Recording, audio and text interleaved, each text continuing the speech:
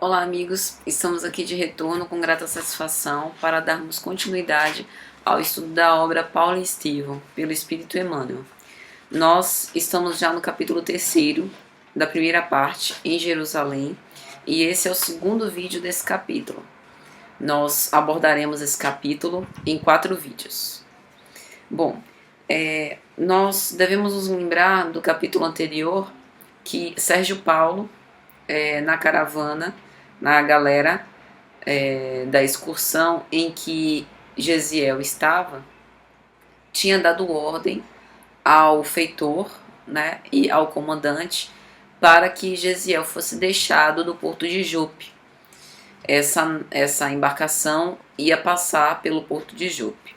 E ali Gesiel foi deixado à beira da praia, junto a alguma vegetação, né, banhado ali por aquelas águas calmas, e Gesiel agora estava abandonado ali na praia, sentindo as emanações, né, as brisas cariciosas daquele dia.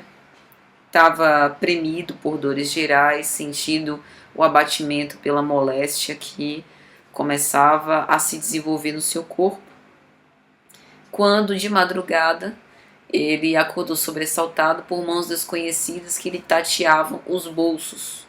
E ele imediatamente logo pensou que poderia se tratar de um malfeitor comum, tentando se apoderar dos bens de outrem.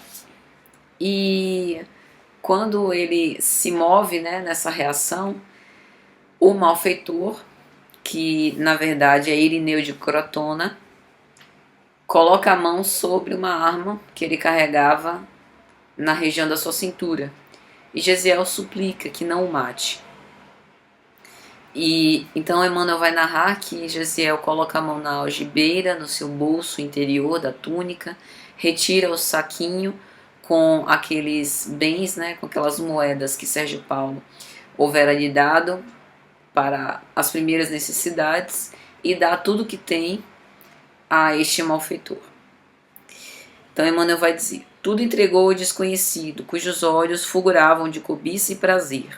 Num relance, aquela fisionomia contrafeita transformava-se no semblante risonho de quem desejava aliviar e socorrer.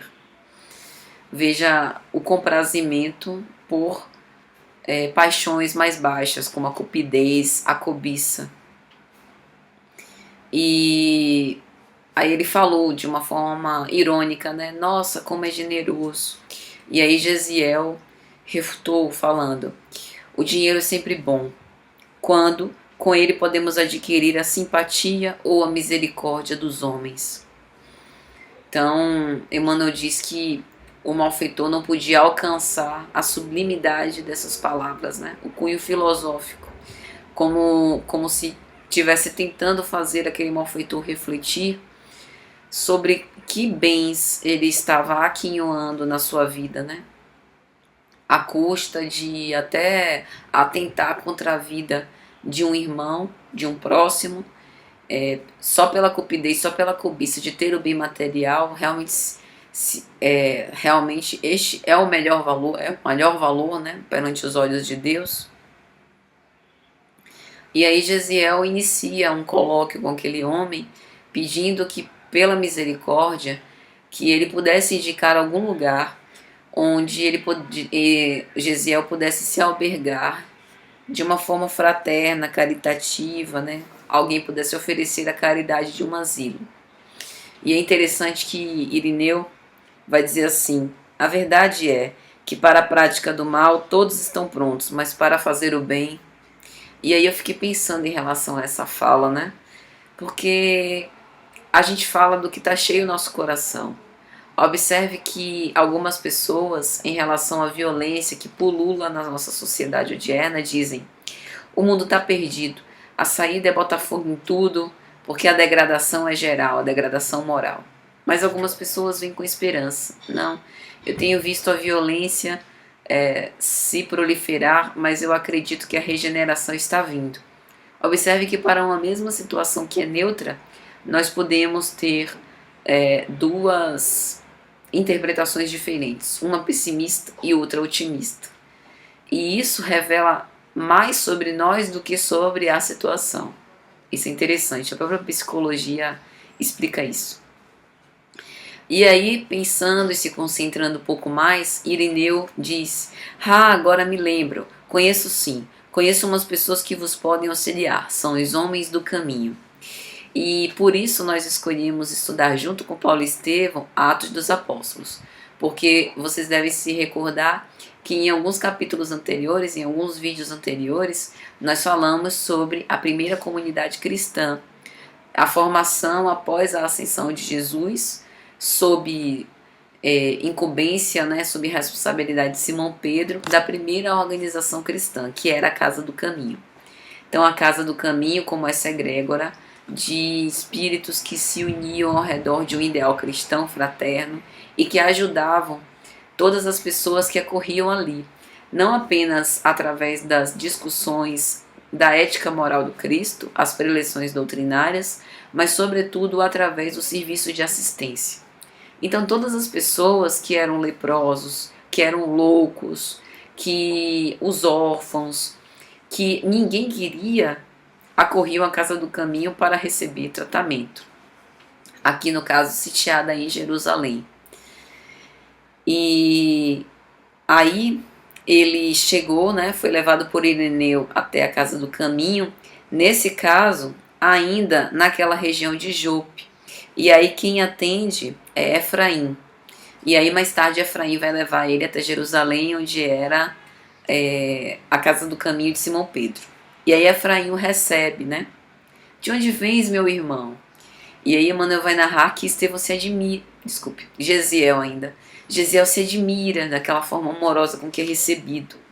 O rapaz admirou-se de tanta afabilidade e delicadeza num homem a quem via pela primeira vez. Porque lhe dava o título familiar, reservado ao círculo mais íntimo dos que nasciam sob o mesmo teto. O amor aproxima.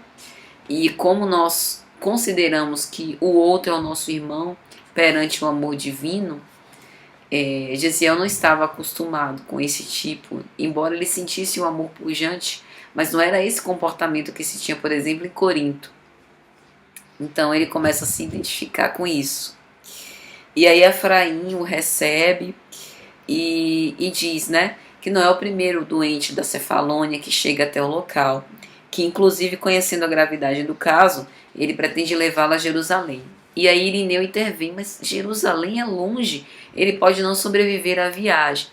E aí Gesiel se lembra da recomendação de Sérgio Paulo. Assim que chegares em Jope, trata de ir para o interior, para que ninguém descubra que você foi um escravo liberto, né? E tal e tal. Então, Emmanuel diz: ouvindo o que diziam e considerando a necessidade de ausentar-se do porto, em obediência às recomendações do patrício, que se lhe mostrara tão amigo, restituindo-o à liberdade, Gesiel dirigiu-se a Efraim num apelo humilde e triste: por quem sois? Me leva para Jerusalém. E aí Efraim aquece e eles vão para Jerusalém, para a Casa do Caminho. Chegando lá, eles são recebidos por Tiago, irmão de Levi, e Simão Pedro, que o recebe com efusivas demonstrações de carinho. E aí Tiago, como tinha um senso mais prático, outro doente, mas a gente já tem 49 aqui, a gente vai colocar esse pessoal aonde? Vamos nos lembrar que Efraim levou Gesiel com mais 2 doentes, né? E aí Simão Pedro faz toda aquela abordagem: Tiago, nós não podemos nos eximir de atender, sempre em algum lugar, né? A gente vai ver o que é possível fazer.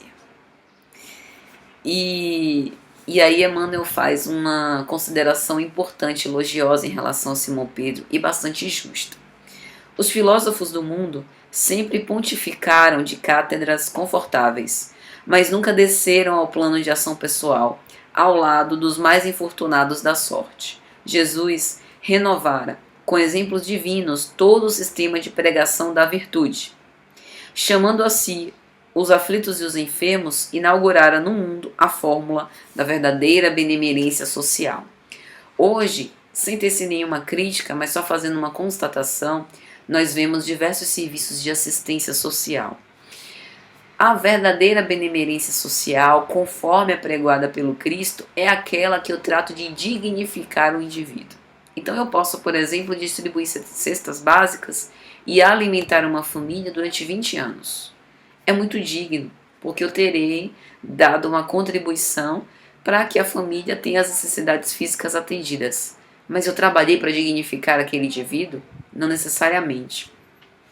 Então o que Simão Pedro, através da Casa do Caminho, fazia era mostrar que o indivíduo tem que buscar por si próprio crescer, reformar-se interiormente, perceber o significado para a dor, a razão da dor, e que isso vai ser o responsável para a construção íntima e para que ele melhore de situação. E é interessante que Emmanuel faz mais uma consideração. Obrigado a valer-se do socorro dos elementos mais notáveis da cidade, Pedro sentia-se cada vez mais escravo dos seus amigos benfeitores e dos seus pobres beneficiados, acorridos de toda parte, em grau de recurso supremo ao seu espírito de discípulo abnegado e sincero. É a representação máxima do que nós conhecemos como ser prisioneiro do Cristo. E então, Gesiel é levado por Simão Pedro a uma acomodação, e Emmanuel narra de forma muito bonita que Simão passava horas entretido com Gesiel falando, tendo profundo conhecimento da lei divina, né? E eles começam a se afeiçoar, né? Então, essa é a bonita história do retorno de Gesiel e do encontro de Gesiel com Simão Pedro, com a Casa do Caminho. É uma história que a gente vai ver desdobramentos ainda mais belos nos próximos vídeos. Então, até a próxima.